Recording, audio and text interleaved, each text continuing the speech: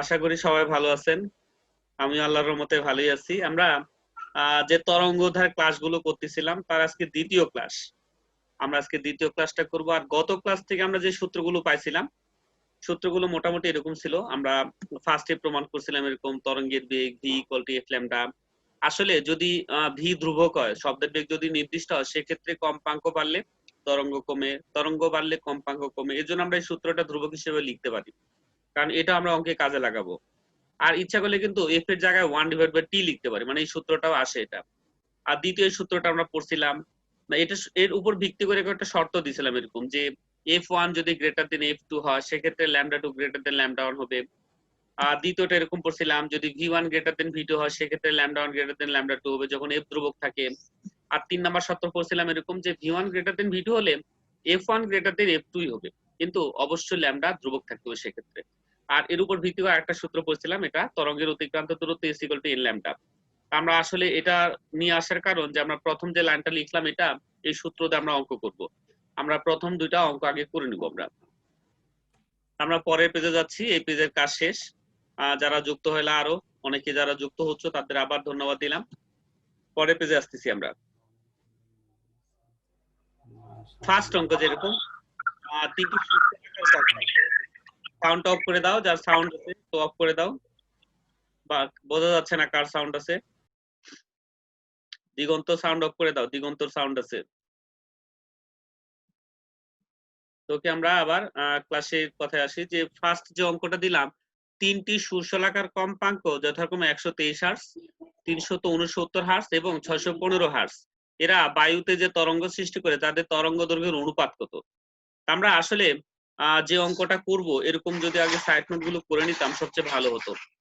এখানে প্রথম তিনটারই কম্পাঙ্ক দেওয়া আছে, আমাদের দরকার হচ্ছে এরকম তরঙ্গ দৈর্ঘ্যের অনুপাত দরকার। এই তরঙ্গ দৈর্ঘ্যের অনুপাতের মান আমরা বের করব। আমরা প্রথম পেজে সূত্র কিন্তু এভাবে লিখছিলাম, এই সূত্রটা কিন্তু এভাবে লেখা যায়, এই সূত্রটা এভাবে লেখা যায়। যদি ভি ধ্রুবক হয়, ইচ্ছা মতো যতগুলো দরকার তত লাইনে আমরা এগুলো লিখতে পারি, এরকম যত ইচ্ছা আমরা এগুলো লিখতে পারি। আমরা ফার্স্টে করব কি, এইটা f1 λ1 = f2 λ2, এই দুইটা লাইন ধরে আমরা আগে অঙ্কটা আগাবো। এরকম আমরা এই দুইটা লাইন ধরে অঙ্কটা আগা নিলাম এরকম। আমার দরকার কি, অনুপাত হচ্ছে ল্যামডাদের অনুপাত দরকার। আমরা এখানে λ1 আছে, λ2 আছে, λ1 এর নিচে আমরা λ2 নিয়ে আসতে পারি, নিয়ে আসলে এরকম রাশিটা আসে। আর f2 f1 এর মান যদি আমরা এখানে বসায় দিই, বসা দিলে অ্যান্সারটা এরকম আসে। আমরা এই লাইনটা এভাবে রাখবো, কারণ আমাদের অনুপাত চাইছে, তো অনুপাতটা তিনটা অনুপাত, তিনটা রাশির অনুপাত, এই জন্য ঝামেলা। আমি এখানে একটা লাইন ফাঁকাও রাখতেছি, কারণ আছে, কারণটা একটু পরে বলি। আমরা পরের এটা নিয়ে কাজ করি, f1 λ1 = f3 λ3, এই লাইনটা নিবে পারে। আমরা প্রথমটা আর শেষটা নিলাম। এবার আগে কিন্তু আমরা প্রথমটা দ্বিতীয়টা নিছিলাম, আমরা এখানেও একই কাজ করব, λ1/λ2 করব। তাহলে f3 এর মান এবং f1 এর মান আমরা বসাইলাম, বসে অ্যান্সার আসতেছে কত, 5/1। এখন একটু খেয়াল করার দরকার যে এখানে λ1 এর জায়গায় কত মান ছিল, 3, আর এখানে λ1 এর জায়গায় কত মান আছে, 5। তাহলে দুটো তো আলাদা হয়ে গেল, দুটো একই ধরনের রাশি নিয়ে আসার উপায় করতে হবে। আমরা করব কি, যে এই যে লাইনটা দেখতে পাচ্ছি, এই দুইটা, এটা উপরে নিচে লব হরকে আমরা এই 5 দ্বারা গুণ করব, এখানকার 5 দ্বারা এই দুটা গুণ করব। অনুরূপে এখানে যে 3 পাইছি, 3 দ্বারা এই দুটার লব হরকে গুণ করব, তাহলে এই রাশিটা আসে এরকম। আমরা প্রথমে এই লাইনটার কাজ করে নেই, আমরা এই লব হরকে কত দিয়ে গুণ করব, 5 দ্বারা গুণ করব, করলে আসে এরকম 15/5 আসে। আর এই রাশিটা কি করব, আমরা লব হরকে এইখানকার যে 3 দেখতে পাচ্ছি 3 দ্বারা গুণ করব, তাহলে এই লাইনটা আসে। তাহলে আমাদের এবার অনুপাতগুলো খেয়াল করো যে λ1 এর মান কোথায় আসছে, λ1 এর মান এইখানেও যা 15, এইখানেও 15, তাহলে λ1 এর মান আমরা 15 লিখবো। λ2 এর মান কত আসছে খেয়াল করো, λ2 এর মান হচ্ছে 5 আসছে, আর λ3 এর মান কত আসছে, 3 আসছে, তাহলে অনুপাতটা এটা আসে অ্যানসার, λ1 λ2 λ3, অর্থাৎ 15:5:3। আশা করি অঙ্কটা সবাই বুঝতে পারছেন, অত জটিল অঙ্ক না। আমরা পরের পেজে যাচ্ছি। এর মাঝখানে আমরা একটু কথা বলে নেই যে স্বর্ণ বাবা, তুমি কি মেসেজ পাইছো, তোমার বেতন পাঠায় দিছে তোমার বাবা, মেসেজ পাওয়ার কথা। জি স্যার, পাইছি। ওকে, ধন্যবাদ। সূচনা রচনা, তোমার বাবা কথা বলছে, সমস্যা নাই, উনিও পাঠিয়ে দিচ্ছেন, ধন্যবাদ তোমাদেরকে এই বেতনটা দেওয়ার জন্য। আমরা পরের পেজে যাচ্ছি। আচ্ছা স্যার। আমরা পরের পেজে যাচ্ছি। 2 নাম্বার অঙ্ক। এই অঙ্কটা তোমাদের দেখতে হচ্ছে, কারণ এই একই রূপ অঙ্ক তোমাদের একটা করতে দিব আমি। আমরা ফার্স্টেই অঙ্কটা দেখে নিচ্ছি এরকম যে দুটি সুশলাকার কম্পাঙ্কের পার্থক্য হচ্ছে 118 হার্টজ। বাতাসে শলাকা দুটি যে তরঙ্গ উৎপন্ন করে তাদের একটির দুটি পূর্ণ তরঙ্গদৈর্ঘ্য, অপরটির 3টি পূর্ণ তরঙ্গদৈর্ঘ্যের সমান। আমরা অঙ্কটা একটু খেয়াল করব যে আসলে চাচ্ছে কি, চাচ্ছে হচ্ছে শলাকাদ্বয়ের কম্পাঙ্ক দরকার, অর্থাৎ আগে কম্পাঙ্ক আমাদের ধরে নিতে হবে, উইথ তার সঙ্গে আনুষঙ্গিক তরঙ্গ দৈর্ঘ্যটা ধরে নিতে হবে। আমরা এভাবে লিখবো যে ধরি শলাকা দুটির কম্পাঙ্ক হচ্ছে f1 f2 এবং তরঙ্গ দৈর্ঘ্য হচ্ছে λ1 λ2। আমাদের দরকার কিন্তু এই যে f1 আর f2 এর মান বাইর করতে হচ্ছে। আর এখানে একটা শর্ত দিয়ে দিচ্ছে, শর্তটা হচ্ছে একটির দুটি পূর্ণ তরঙ্গ দৈর্ঘ্য, অপরটির 3টি পূর্ণ তরঙ্গ দৈর্ঘ্যের সমান। অর্থাৎ এই লাইনটা আমরা এভাবে লিখতে পারি, একটা দুটি তরঙ্গ দৈর্ঘ্য, অপরটির 3টি তরঙ্গ দৈর্ঘ্যের সমান। আমরা এই লাইনটার থেকে পরের লাইনে আসবো, পরে কথা বলবো, আগে এটা একটু ভাঙায় নিব। আমরা λ1 এর নিচে কিন্তু λ2 নিয়ে আসতে পারি এভাবে। আর তোমরা হয়তো সবাই জানো যে তরঙ্গ দৈর্ঘ্য এবং কম্পাঙ্ক পরস্পরের ব্যস্তানুপাতিক হয়। তরঙ্গ দৈর্ঘ্য এবং কম্পাঙ্ক পরস্পরের ব্যস্তানুপাতিক, অর্থাৎ আমি যদি এই লাইনটা কম্পাঙ্কের রূপ নিয়ে আসতে চাই তাহলে উপরে হবে f2 আর নিচে হবে f1। আমরা এই লাইন এভাবে লিখতেছি, যেহেতু কম্পাঙ্ক এবং তরঙ্গ দৈর্ঘ্য পরস্পরের ব্যস্তানুপাতিক, যেখানে তরঙ্গ দৈর্ঘ্য উপরে λ1 ছিল, যদি কম্পাঙ্কে নিয়ে আসতে চাও তাহলে f2 টা উপরে হবে। আমি ওই লাইনটাই করছি, কিন্তু ওই লাইনটা এখানে করছি। আর f2 ইকুয়াল টু এই লাইনটা তাহলে সাজানো যায়, এই লাইনটা আমরা সাজাতে পারি। এখন এখানে আরেকটা তথ্য দেওয়া ছিল, কিন্তু কম্পাঙ্কের পার্থক্য দেওয়া ছিল হচ্ছে 118 হার্জ, কিন্তু কোনটা বড় কোনটা ছোট কিন্তু জানি না, অর্থাৎ f1 বড় না f2 বড়। যেটা বড় তার থেকে তো বাদ দিতে হবে, তাই না, পার্থক্যটা। কিন্তু আমরা ওটা দেখবো এখান থেকে সেই মানটা আমরা দেখবো। আমরা এখানে আগে দরকার যে λ1 বড় না λ2 বড়, λ1 বড় না λ2 বড়। খেয়াল করো আমার এখানে মনে হচ্ছে কিন্তু λ1 টাই বড়, λ1 টাই বড়, কারণ λ1 এর সঙ্গে মাত্র 2 গুণন করা হয়েছে, আর λ2 এর সঙ্গে 3 গুণন করে এই দুটো সমানে নিয়ে আসা হচ্ছে। অর্থাৎ এটা বোঝা যাচ্ছে λ1 টা বড়।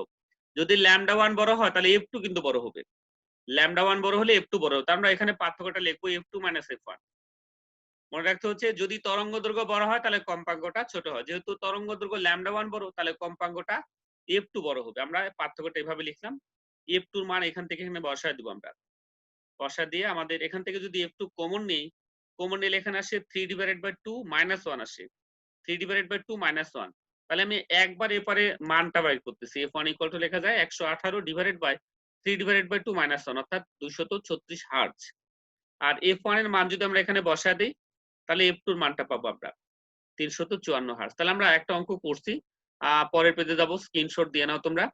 আর পরের পেজে এই একই ধরনের অঙ্ক তোমাদের দ্বারা আবার করতে হচ্ছে, এই একই ধরনের অঙ্ক আমরা তোমাদের দ্বারা করে নিব। আমরা পরের পেজে যাচ্ছি, তোমরা স্ক্রিনশট দিছি ইনশাআল্লাহ, আসলাম তোমাদের জন্য। এবার এটা তোমরা করবা, আমি স্টপ যাচ্ছি, একটু অপেক্ষায় আসছি তোমাদের জন্য। করো দেখি। শুধু চেঞ্জ এখানে কম্পাঙ্কটার পার্থক্য 180, আর তরঙ্গ দৈর্ঘ্যের এখানে বলা আছে দুটি পূর্ণ তরঙ্গ দৈর্ঘ্য 5টি পূর্ণ তরঙ্গ দৈর্ঘ্যের সমান। তোমরা অ্যান্সারটা নিয়ে আসো, কত হয় দেখি।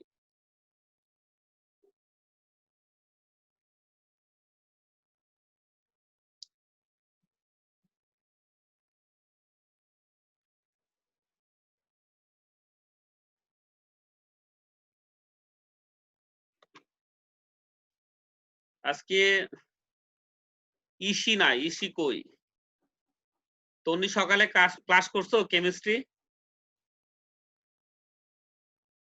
স্যার ইসিডোর কলেজের একটা কি যেন আছে, ওই জন্য জয়েন করে নাই। ও আচ্ছা, ওকে, ধন্যবাদ।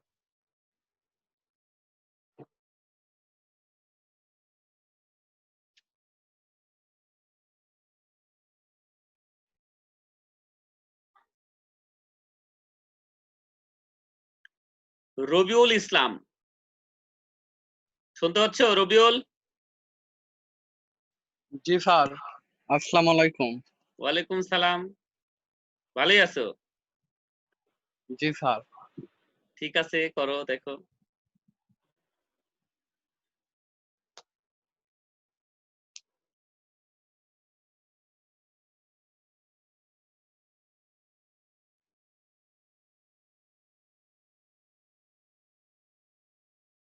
অপূর্ব করতেছো? হ্যাঁ স্যার। তন্নি? জি স্যার, করতেছি আরেকটু। অদিতি করতেছো বাবা? জি স্যার, করতেছি। আর তোমারে বলি যে আমি আসলে আগের মাসের বেতনটাও পাইছি বাবা, সমস্যা না। আমি আসলে এই মাস থেকে মেসেজ দিচ্ছি তো, গত মাসের মেসেজটা কাউকে দেই নাই। ওকে, ও ধন্যবাদ। আচ্ছা। আচ্ছা, আচ্ছা স্যার। 120। একটা 120 আর একটা Wait,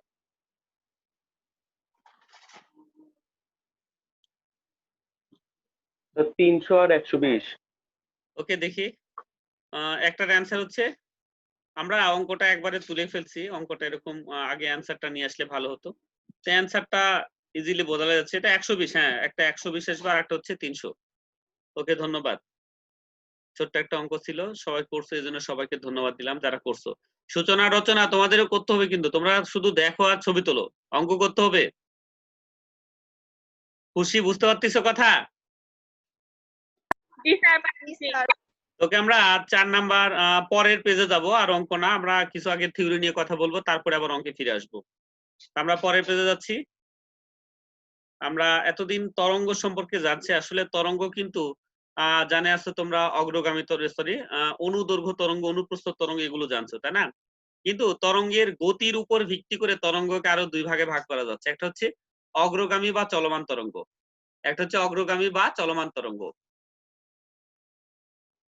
তা কি আসলে সংজ্ঞাটা ইসি দিয়ে নাও।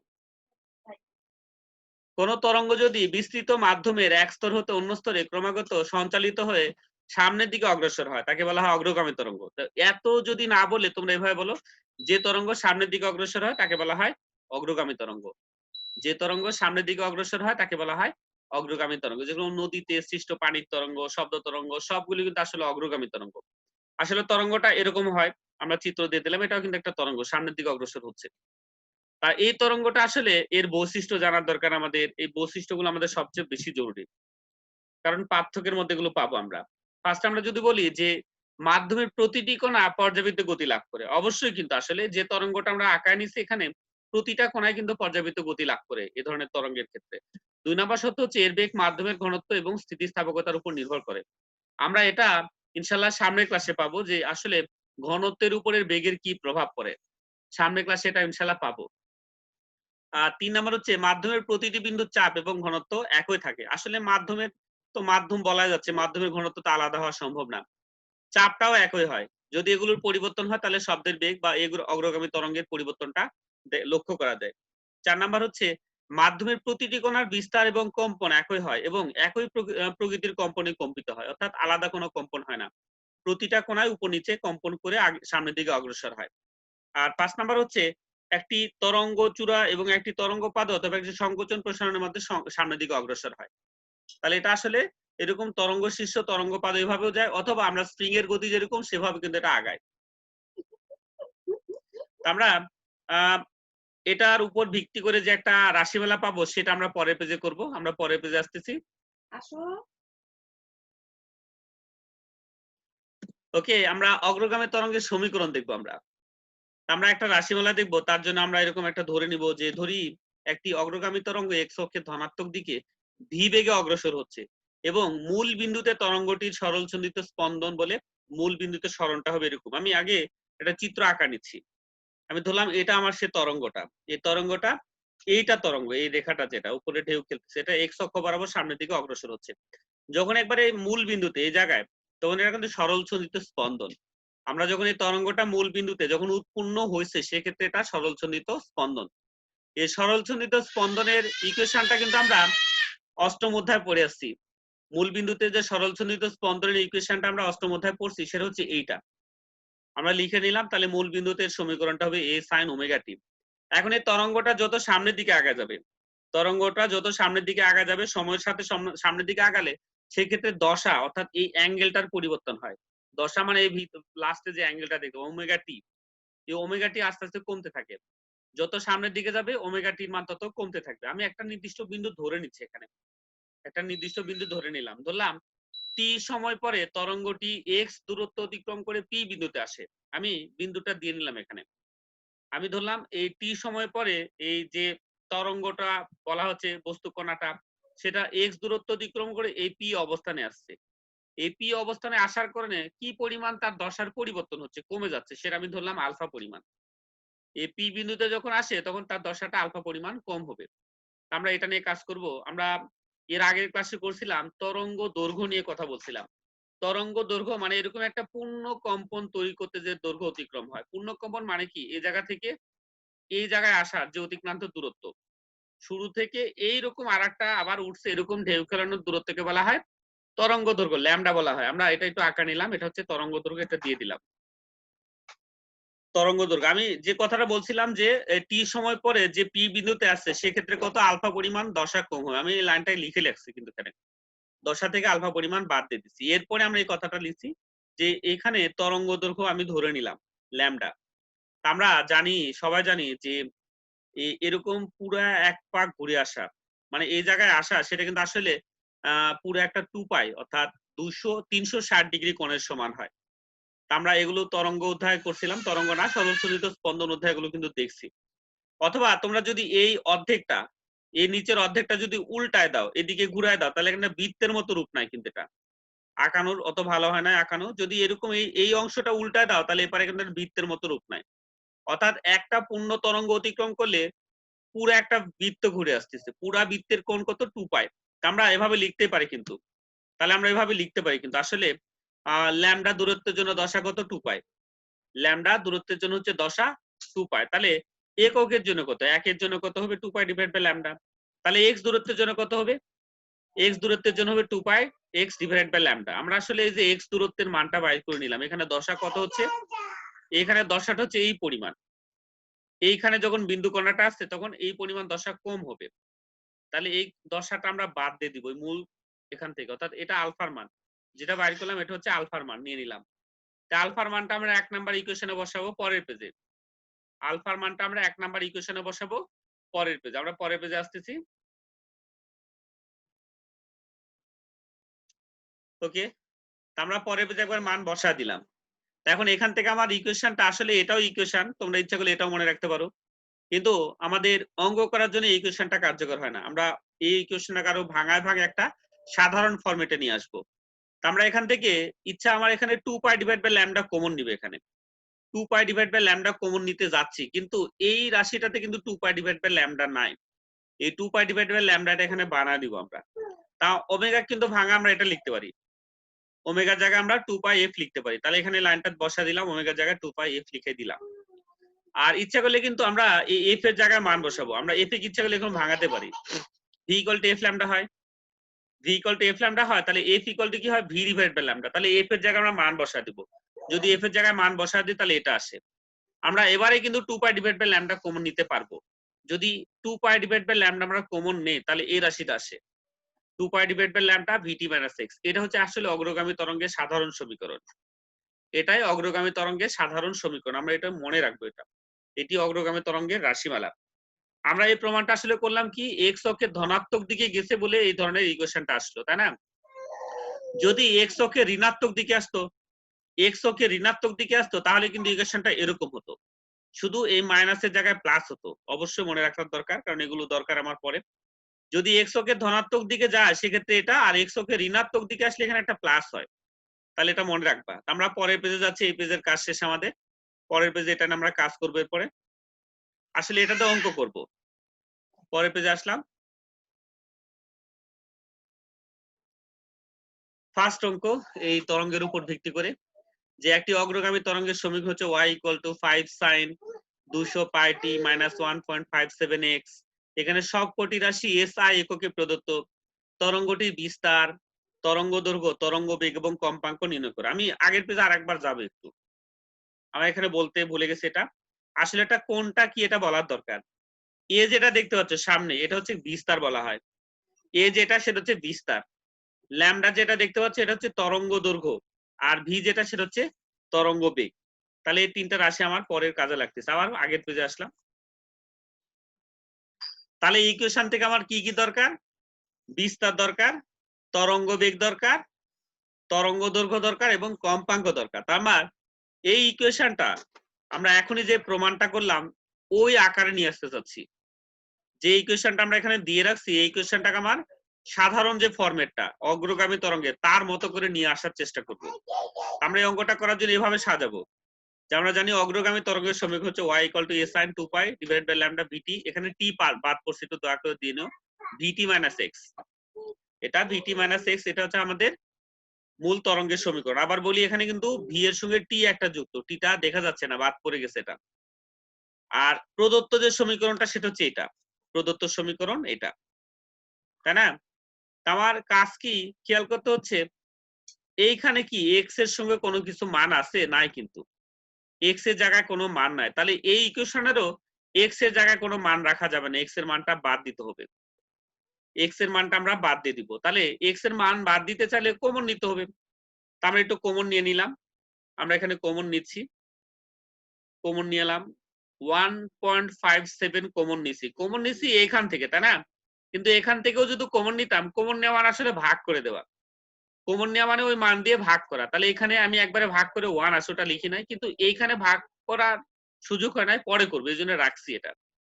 এখানে যদি ভাগ করতাম, এখানে ভাগ করে ক্যালকুলেটার দেখো এখানে আসে 400, আর এইখানে আরেকটা লাইন করে দিয়েছি, এখানে প্রমাণের এখানে কি ছিল 2π ছিল এটা, তাই না? আমাদের মূল সমীকরণ যেটা 2π ছিল, এখানে কিন্তু 2π নাই, 2π নাই। আমি করছি কি উপরে নিচে 2π নিছি, উপরে নিচে 2π নিছি, এটা নেওয়া যায়, কাটাকাটি করলে আগের রাশিটাই আসে।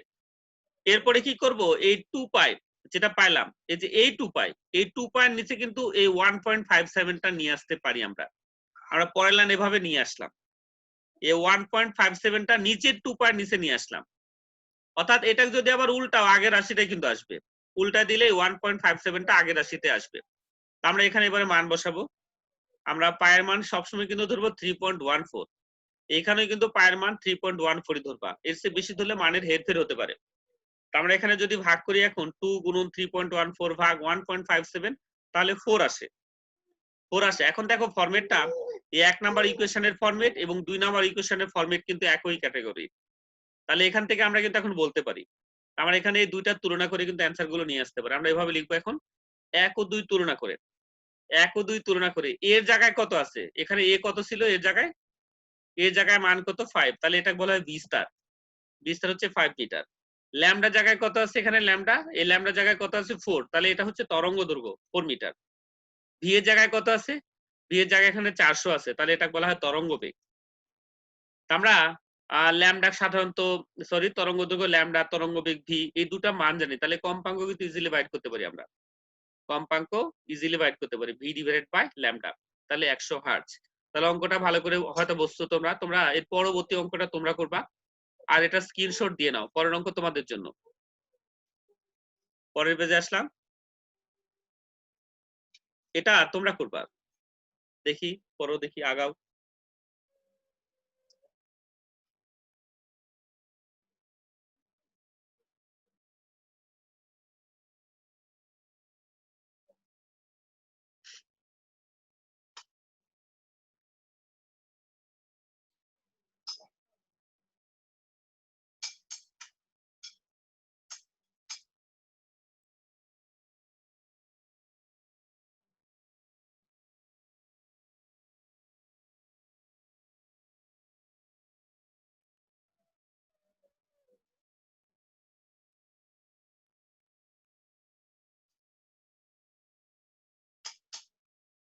নিচে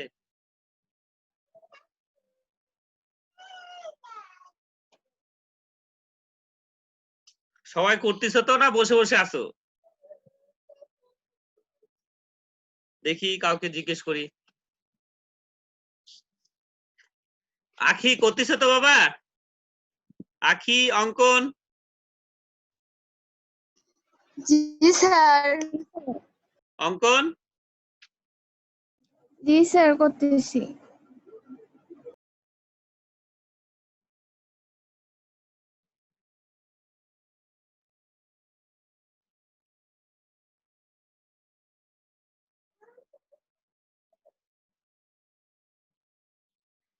কয়বার দিছে?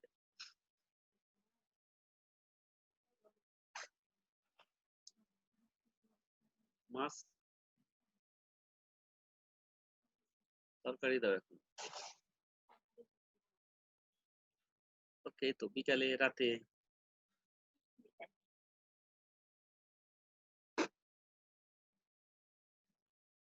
কার কত দূর আগালো জানি না, আমরা আগে দেখি এর সঙ্গে একটু। তোমরা অ্যান্সার কত দূর আসলো, কত দূর, কি অবস্থা? অঙ্কটা বড়, একটু সময় দিতে হবে। দেখি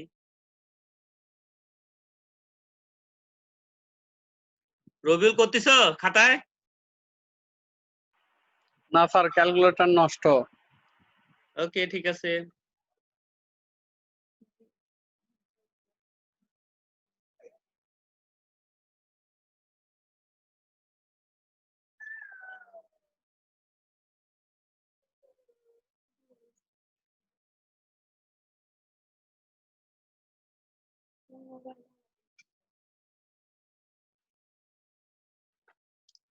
ওটা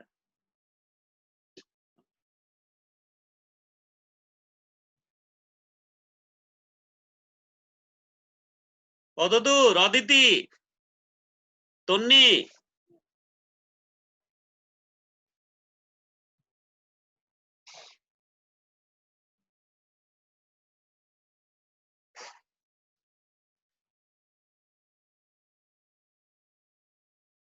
অপূর্ব কত দূর বাবা?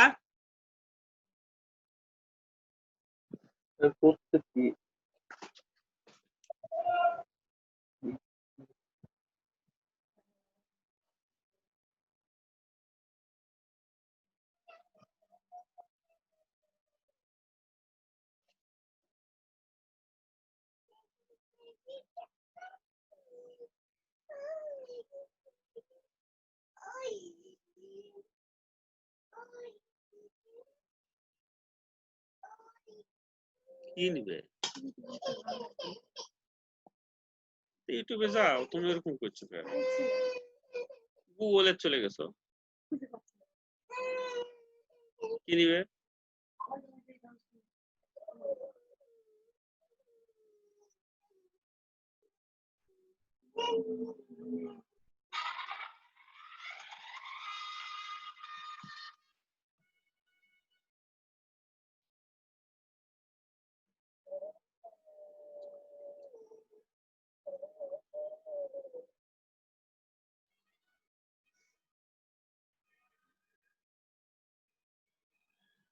অনেক সময় দিয়ে ফেললাম, তাও কি হলো না?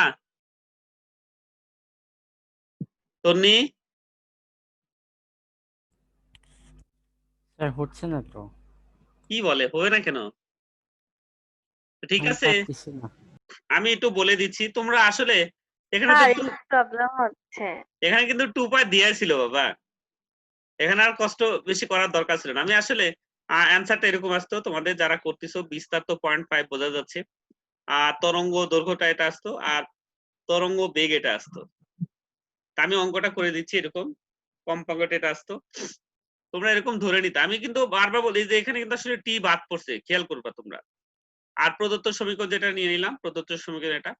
তা আমার কথাই ছিল যে এক্স এর এটা আগে ফাঁকা করব। এক্স এর এখানে কোনো মান রাখা যাচ্ছে না, যদি এক্স এর এখানে মানটা কমন নিয়ে আমরা, কমন নিলে তো বাইরে আসে, যেভাবে আসে, তাই না? কমন নিয়ে নিলাম, এইখানেও কমন নিচে মানে ভাগ করে দিলাম, এখানেও কমন নিয়ে মানে ভাগ করে দিলাম।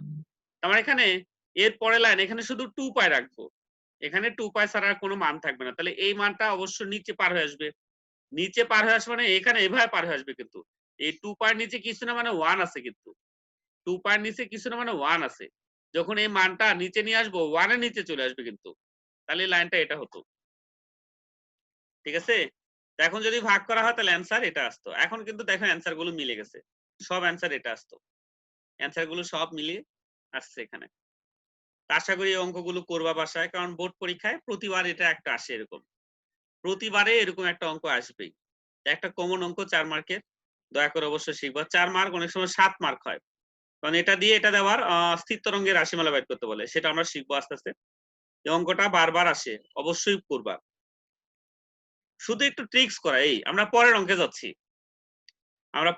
যাচ্ছি, পরের অঙ্কটাও দেখি। ওকে, এটা একটা হচ্ছে, এটাও একটা একটা অগ্রগামী তরঙ্গের সমীকরণ, y equal to point 1 sine 200 pi T minus 20 pi divided by 17x। এখানে সবকটি রাশি আর এসআই প্রদত্ত হলে বিস্তার তরঙ্গ দৈর্ঘ্য ওই আগের গুলো সব। আমি এটাও একটু সলভ করে দিচ্ছি কারণ সময়টা আর নাই, 6 মিনিটের মতো সময় আছে আমাদের। আমরা এটাও সলভ করব, কিন্তু এভাবে করতে হতো। আমরা এভাবে লিখে নিতাম, প্রদত্ত অ্যানসার গুলি দিয়ে রাখছি যেন তোমরা তোমাদের দ্বারা করে নিব, কিন্তু তোমরা একটু কনফিউশন বোধ করতেছো বলে আমি করে দিচ্ছি এগুলো। প্রদত্ত সমীকরণ a sin 2 pi divided by lambda vt minus x, এখানে dt বাদ পড়ছে কারণ প্রথম থেকে আমরা কপি করে করে আসতেছি, এটা ডুপ্লিকেট করছি এগুলো, এইজন্য এটা আগেরটাই আসছে বারবার। তো এখানে প্রদত্ত সমীকরণ হচ্ছে এটা, প্রদত্ত সমীকরণ 200 পাই t মাইনাস এটা। এখানে আমার সব সময় কাজ কি যে এই x এর এটা ফাঁকা রাখতে হবে, x এর সঙ্গে কোনো মান থাকবে না। তাহলে এবারে যদি কমন নিই আমরা, কমন নিলে কিন্তু এভাবে কমন নিতে হচ্ছে, কমন তো নিছি কিন্তু এখানে তার কমন এভাবে নিয়ে যাচ্ছে না, তাহলে উল্টা গুণন করে দিচ্ছে এখানে, এটা উল্টা গুণন করে দিচ্ছে, এখানে যা ছিল দেখো তার উল্টা এখানে গুণন হয়ে গেছে। এখন যদি আবার এটা ভিতরে গুণন করে দেওয়া হয় তাহলে আগের রাশিটাই কিন্তু আসবে। এই বাইরে যে কমনটা নিলাম এটা যদি এই লাইনের সঙ্গে গুণন করি তাহলে আগের রাশিটাই কিন্তু আবার ফিরে আসবে, অর্থাৎ এখানে এভাবে কমন নেওয়া যাবে। আমার এখানে কিন্তু শুধু 2 পাই দরকার, এখানে 20 পাই দেখতে পাচ্ছি, তাহলে আমরা এই জায়গায় কাজ করে নিব, এখানে ভাগ ভুগ যা হয় করে নিব, উইথ এইখানে 2 গুণন এভাবে লিখবো। আমরা যেহেতু এখানে 2 পাই দরকার তাহলে 2 পাই গুণন 10 করব, 2 পাই গুণন 10, আর এখানে ভাগ করলে দেখবা 170 আসে, এখানে ভাগ করে দেখবে 170 আসে। এখন এই 10টা কি 17 নিচে নিয়ে আসতে হবে, এই 10টা 17 নিচে নিয়ে আসলাম, তাহলে এখানে ভাগ করলে কত হয় এটা। তাহলে এখন দেখো অ্যানসার গুলো মিলে গেছে, এটা অর্থাৎ বিস্তার এটা, তরঙ্গ দৈর্ঘ্য এটা, তরঙ্গ বেগ এটা, আর কম্পাঙ্ক এটা বাইর করতে পারবো আমরা। তাহলে এটাও শেষ। আর একটা অঙ্ক দিব আমি, আর একটা অঙ্ক দিচ্ছি, 7 নাম্বার অঙ্ক। একটি অগ্রগামী তরঙ্গের সমীকরণ এটা, এখানে সবকটি রাশি এসআই প্রদত্ত, তরঙ্গটির বিস্তার, তরঙ্গ দৈর্ঘ্য, তরঙ্গ বেগ, কম্পাঙ্ক, মানে আগের অঙ্কটা দিছে এখানে মূল কথা, শুধু তোমাদের জন্য করতে দিছিলাম, কিন্তু সময় হয়তো তোমরা পাবা না অত। আর যেহেতু কনফিউশন বোধ করতেছো আরো একবার ভালো করে দেখো কি করতেছে এখানে। আমরা করব কি, আগে প্রদত্ত সমীকরণটা আমরা এটা না, আগে আমরা যেটা জানি সেটা লিখে নিব, আমরা যেটা জানি সেটা এরকম লিখে নিব, 2 pi divided by vt minus x, এটা লিখে নিব।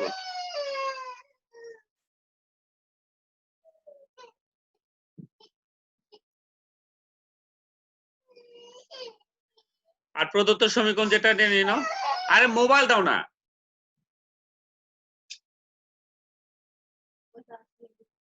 ও আচ্ছা,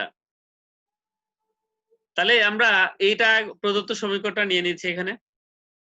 এরপরের কাজ হচ্ছে আমাদের এই ভিতরে যে অপশনটা দেখতে পাচ্ছি এটা x এর সঙ্গে এটা কমন নিব, আমরা এটা কমন দিয়ে নিলাম, কমন নিব আর এখানে উল্টা গুণন করব, এখানে কমন নিচ্ছি আর এটাই উল্টা গুণন করে দিলাম, তাহলে এখানে যদি ভাগ করা হয় গুণ করা হয় তাহলে এটা আসে, আর এইখানে ভাগ করে নিব এরকম। আমার শুধু 2 পাই দরকার, তাহলে 2 পাই আর এটা গুণ করলে কিন্তু 25 আসে, ওভাবে রাখছি এটা। এখন এই 12.5 একবারে 17 নিচে নিয়ে আসবো, নিয়ে আসলে আমাদের কাজ শেষ। তাহলে অ্যানসারটা আসবে কি কি বোঝা যাচ্ছে এখানে, এখানে হচ্ছে ল্যামডা জায়গায় মান আছে 1.36 আর বেগের জায়গায় 272, সবগুলো কিন্তু এভাবে দেওয়া আছে, তাহলে ইজিলি কিন্তু এই অঙ্কগুলো আমরা করতে পারি। আজকে এই পর্যন্ত রাখবো, আপনারা সবাই ভালো থাকেন, ইনশাল্লাহ আবার সামনের দিন দেখা হবে। আর যারা ক্লাস আজকে পাওনি সমস্যা নাই, আজকে 2টা ক্লাসই একবারে আপলোড হবে। আমি যে ক্লাসটা নিচ্ছি এটা উইথ আগে যে ক্লাসটা নিচ্ছি এই দুটাই আমি আপলোড করে দিব তোমাদের জন্য।